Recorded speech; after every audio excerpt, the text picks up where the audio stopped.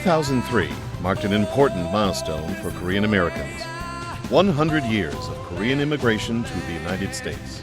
A century that saw Korean field hands, independence fighters, war orphans, scholars, scientists, and entrepreneurs arriving in the United States to pursue their dreams and aspirations for a new future while cherishing their Korean heritage. In their new homeland, Korean Americans altered and enriched the landscape of cities, schools, industries, and communities.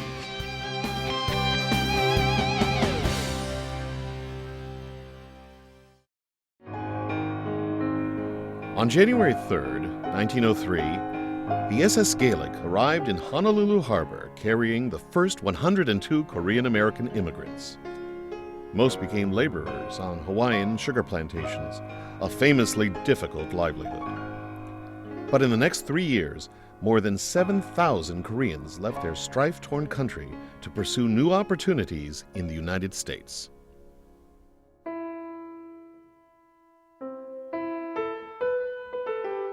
By 1910, Korea was officially annexed by Japan, and Korean immigration slowed to a trickle.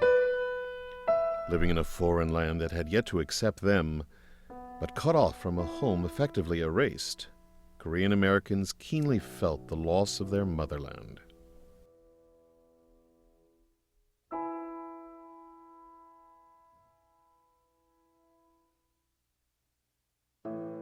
During this time, the United States provided a beacon of hope for leaders of the Korean independence movement, such as Philip Jason, Dosan An Chang-ho, and Syngman Rhee. Around that time, Syngman Rhee and An Chang-ho, those, all the famous patriots, they are the members of church and they are the community leaders. It really was kind of a tragic era to think that you were Koreans and you had no country, that someone else had come in and taken over. And as I recall, our whole life was for the independence of Korea.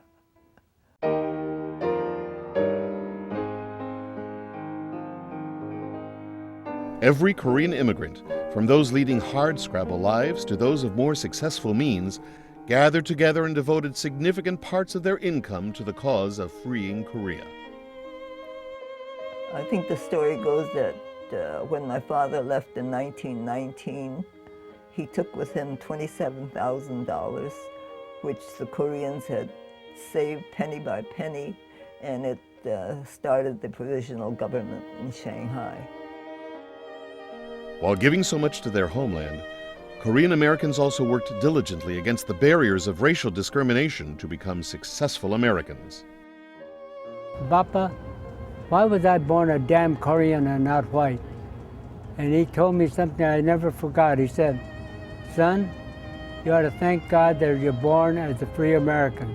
You can follow your Olympic dreams and being a doctor of medicine because you're free. But if you don't show pride in your ancestral background, how do you expect your classmates to respect you?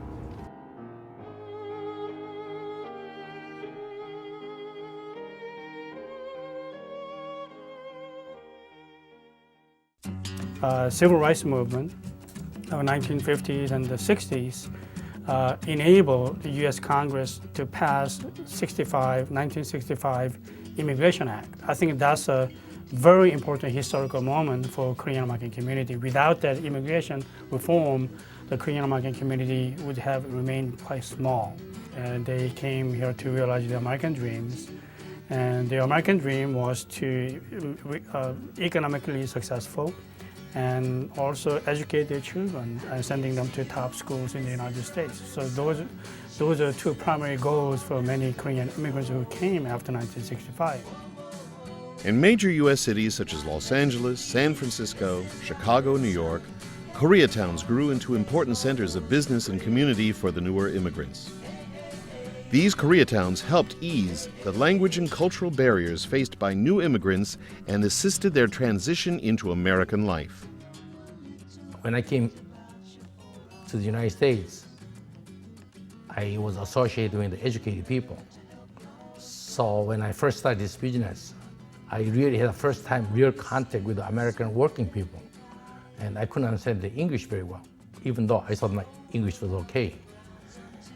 And I never sold anything. And we had some contract with the Ford Motor Company and General Motors. So it's kind of a little bit awkward for engineering background scientists going to sales calls. But you're determined to succeed. So I made sales calls, and I was kind of feel like I'm begging, sales calls. But I did okay. Now I'm a really great salesman. Trust me, I can sell anything to you. Dry cleaners, liquor stores, garment businesses, nail salons, delis, and small groceries. For the most part, these small businesses were the lifeblood of a parallel Korean immigrant economy for those nurturing the American dream. Following the example of earlier waves of American immigrants, Korean families worked extraordinarily hard and saved prodigiously to provide their children with better opportunity. The success of both parents and children transformed a classic immigrant tale into a much-repeated model minority myth. Work, work, work. Nothing but work. I mean, that's how they live their entire 365 days a year. And that's how they save the money to buy a house, send their kids to top schools, top private schools, which cost a lot of money. And all of a sudden, the major thing happened on April 29th, 1992. In April 1992, 4 not guilty verdicts in the Rodney King trial, a case not much followed by Korean Americans, created sparks for a fire that literally and symbolically burned through Los Angeles in the veneer of racial harmony. Caught in the seething path of African American rage, Korean Americans tragically discovered they were also symbols of mainstream prejudice and oppression. Their families and livelihoods intertwined with the fate of a larger American society. The aftermath of the riots was devastating and heartbreaking, and for some fomented an insurmountable sense of fear and hatred.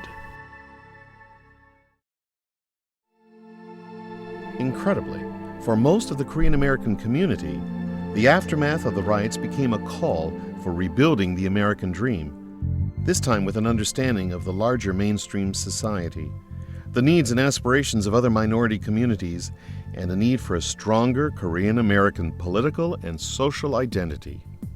I think at that time what we all realized, we meaning people who were active in the Korean American community, what we realized was that we were not very powerful, that despite the fact that there were many of us here in numbers and many of us had nice jobs, we had businesses, our Koreatown was flourishing, that in reality, we did not have political power or a voice that people in power were listening to or cared about.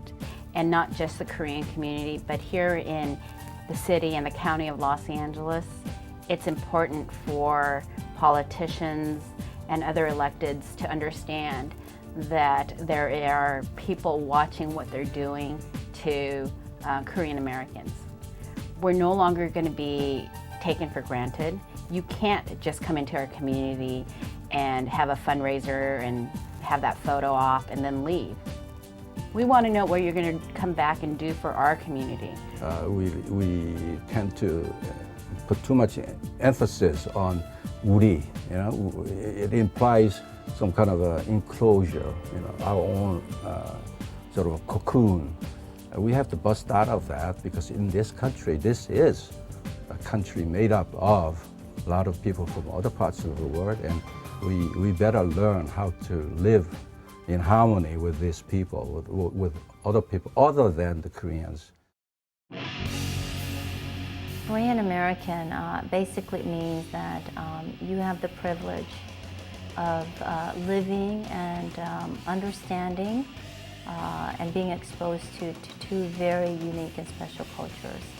And to be able to find a balance between those two cultures to figure out what your life should look like and how you should live that life, I think it's a big challenge. It's a lot of pressure as well. But I think that it's a very, very, very special kind of title to have. And I don't know that a lot of people recognize that. Another thing we would hope to accomplish, aside from celebration and visibility, would be active connection of Koreans, especially emerging leaders, 1.5, second generation Koreans, to the mainstream of American life. But we are here in the United States with its own history and issues. And success of ourselves is not going to do it. What I've learned is that there's so much need in the community. Eventually, our future is, Korean American future is in this country. So we had to do something to make a more permanence our stay here. We're not going back. So we had to make a relationship with the native people.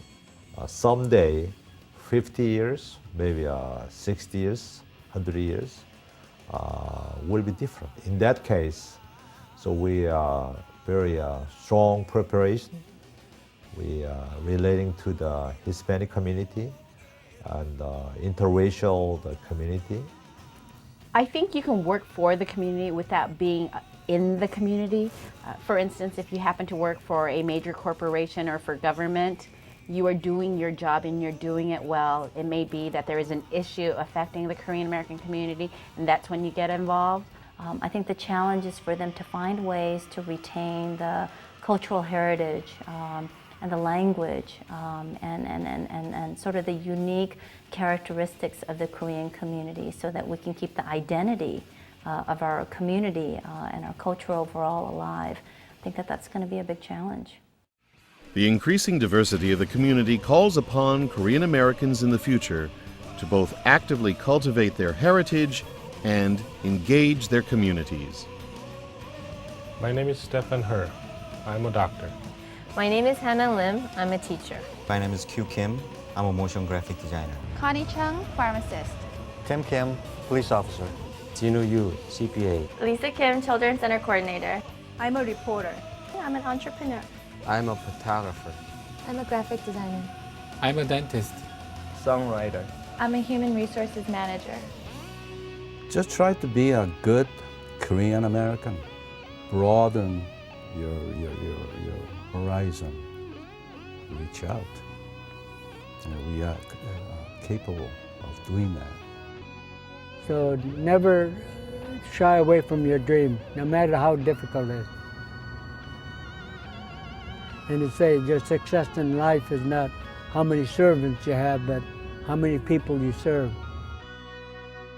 I mean, we only lived for one thing, that was for the independence of Korea. You don't have to do that today. I think the main issue for young people today is remember their heritage. Be good Americans, but don't forget your heritage.